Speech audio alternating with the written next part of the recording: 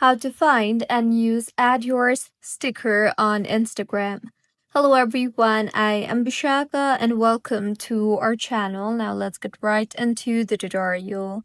Firstly, go ahead and open Instagram application on your device and make sure you are signed in. Now swipe towards the right on your screen and you will be led to your story interface. So in order to add your sticker, you can simply go ahead and add in the picture for your story, or you can take a blank snap. Once you have the picture, tap on the stickers icon you see there, and now in the interface that you will be led to, you will see various options. Go ahead and navigate to the Add Yours option and tap on it. Further, go ahead and type in a very unique and useful prompt and then tap on Done once you are done typing in the prompt. Now tap on the Your Story option at the bottom, and with this, your story with the Add Yours sticker will be posted.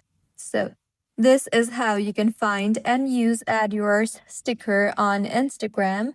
If you find this tutorial helpful, please like the video and do comment if you have any queries.